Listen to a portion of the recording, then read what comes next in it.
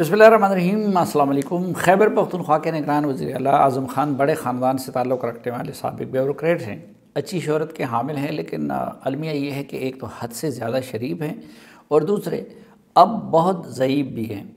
2018 کے الیکشن، جسے عمران خان کے سوا باقی سب سیاسی جماعتیں بالاجماع سلیکشن قرار دے رہی ہیں کے لیے نگران حکومت میں وہ وفاقی وزیر داخلہ تھے، تب ان کی اس شرافت سے سلیکٹرز نے بھی فائدہ اٹھایا۔ وہ آرام سے ایک کونے میں بیٹھے رہے، ادھر RTS فیل کیا گیا، پولنگ سٹیشنوں سے پولنگ ایجنٹوں کو باہر نکلوایا گیا، لیکن وہ کچھ کر رہے تھے اور شاید نہ کچھ کر سکتے تھے۔ اب جب JUI نے پختونخوا کے لیے بطور نگران وزیر اعلیٰ ان کا نام تجویز کیا تو میں اس نامزدگی پر حیران رہ گیا، کیونکہ اصولی طور پر 2018 کی نگران حکومت کے ہر فرد کو اب کے بعد نگران حکومت سے پرے رکھنا چاہیے تھا۔ ان کے 2018 کے سلیکشن میں اس حد سے زیادہ شریفانہ کردار کی وجہ سے کسی نے پرویز خٹک کی بھی ڈیوٹی لگائی کہ وہ اعظم خان صاحب کے معاملے پر محمود خان اور PTI کے دیگر لوگوں کو بھی راضی کروا دیں، اور ماشاءاللہ پرویز خٹک نے یہ معجزہ سر کر دکھایا۔ پورے ملک میں واہ واہ ہونے لگا کہ پنجاب کے برعکس خیبر پختونخوا میں اتفاق رائے سے نگران وزیر اعلیٰ کا انتخاب ہوا، لیکن اب پتہ چلا کہ مولانا صاحب نے کیا کھیل کھیلا ہے۔ دراصل انہیں صوبے میں نگران وزیر اعلیٰ کی صورت میں ایک عثمان بزدار چاہیے تھا، کیونکہ بشرا بی بی اور فراگوگی کی طرح صوبے کو اصل میں چلانے کے لیے انہوں نے پہلے سے اپنے سمدی حاجی غلام علی کو گورنر بنا رکھا تھا۔ ان کا منصوبہ یہ تھا کہ حد سے زیادہ شریف اعظم خان آرام سے بیٹھے رہیں گے اور حد سے زیادہ ہوشیار غلام علی صوبہ چلائیں گے۔ چنانچہ پہلی فرصت میں تو اعظم خان کو ایسی کابینہ دلوائی گئی جو 50% JUI کے وابستگان یا ATMs پر مشتمل ہے۔ کوٹے میں 2 مسلم لیگ نون، 2 ANP اور ANP کے ان 2 میں بھی ایک عملاً حاجی غلام علی کے گروپ کے بندے ہیں اور 2 پیپلز پارٹی کے وزیر کابینہ میں شامل کیے گئے۔ ایک صاحب ایسے وزیر بنائے گئے جو سرکاری ملازم تھے اور اب انہیں فارغ کرنا پڑا۔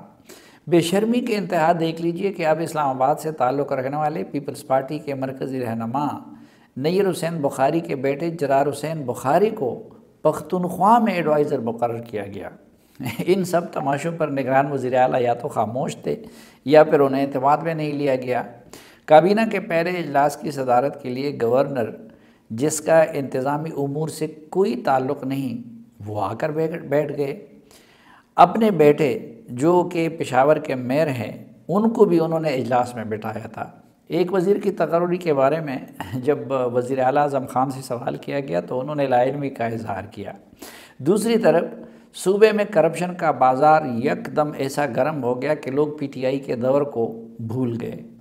سیکٹری سے لے کر چپڑاسی تک حاجی غلام علی اپنے بندے لگوانا چاہتے ہیں، جبکہ دوسری طرف اتحادی جماعتیں اپنا حصہ مانگتی ہیں۔ اب وزیر اعلیٰ حیران ہیں کہ کریں تو کیا کریں۔ مولانا اور غلام علی چیف سیکرٹری اور IG بھی اپنا لگوانا چاہتے تھے، لیکن اس ایک کام میں وزیر اعظم شہباز شریف نے اپنے اختیارات استعمال کیے، جس پر اب مولانا ناراض ہیں اور نون لیگ پر دباؤ بڑھانا شروع کر دیا ہے۔ دوسری طرف حاجی غلام علی کے رویے سے تنگ آ کر نگران وزیر اعلیٰ اعظم خان حیران بھی ہیں اور پریشان بھی ہیں۔ گزشتہ روز ایک ٹویٹ میں نے ان سے مطالبہ کیا کہ وہ اپنے اور اپنے خاندان کی عزت بچانے کے لیے وزارت اولیاء سے مستعفی ہو جائیں۔ اسی دن شام کو اتفاقاً ہمارے ایک دوست بیوروکریٹ کاظم نیاز صاحب کے بیٹے کی شادی میں شرکت کے لیے پشاور جانا ہوا۔ ANP کے صوبائی صدر احمد ولی خان، جو کاظم نیاز صاحب کے قریبی عزیز ہونے کے ناطے میزبان بھی تھے، انہوں نے شرارت کے لیے مجھے وزیر اعلیٰ اور گورنر کے درمیان والی کرسی پر بٹھا دیا۔ سابق وزیر اعلیٰ محمود خان صاحب بھی اسی ٹیبل پہ تشریف فرما تھے۔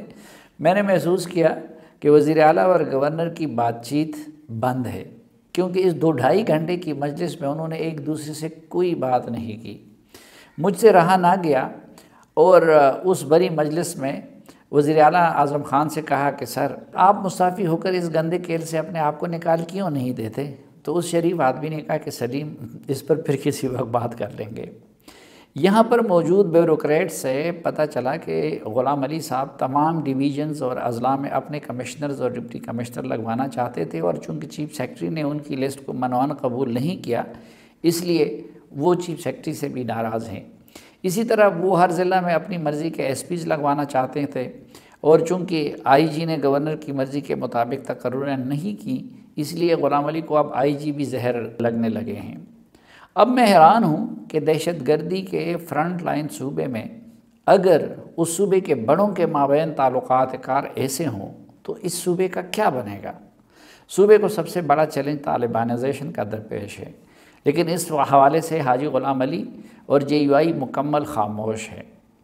ٹی ٹی پی کے امیر مفتی نور ولی نے جو علماء کے نام سوال نامہ بھیجا، اس کے مخاطب بنیادی طور پر علماء کی سب سے بڑی جماعت کے سربراہ مولانا فضل الرحمان ہیں، لیکن آج تک انہوں نے اس موضوع پر لب کشائی کی ہے اور نہ حاجی غلام علی نے، بلکہ اسلام آباد میں اس سلسلے میں علماء کی جو میٹنگ بلائی گئی اس میں سے بھی وزیر مذہبی امور اور مولانا صاحب کے بیٹے اسد محمود جو وزیر مواصلات ہیں، انہوں نے بہانہ بنا دیا اور شرکت نہیں کی، جبکہ مفتی تقی عثمانی صاحب کو آگے کیا۔ حاجی غلام علی کھل کر طالبان کا ساتھ دے رہے ہیں اور نہ کھل کر مخالفت کر رہے ہیں، بلکہ انہیں صرف اپنے بندوں کو اہم عہدوں پر بٹھانے اور اگلے انتخابات کے لیے انجینئرنگ سے دلچسپی ہے۔ دوسری طرف شہباز شریف کو صرف پنجاب اور زرداری کو صرف سندھ سے دلچسپی ہے۔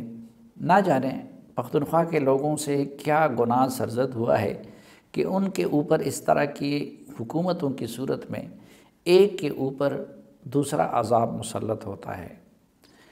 آئیے سب دعا کرتے ہیں کہ اللہ تعالیٰ خیبر پختونخوا کے عوام پر رحم کریں، اور اس ملک کو چلانے والوں کو اللہ کا واسطہ دیتے ہیں کہ اس صوبے پر رحم کریں اور اس کو سیاست اور تصویراتی چیزوں کے لیے مزید لیبارٹری نہ بنایا جائے۔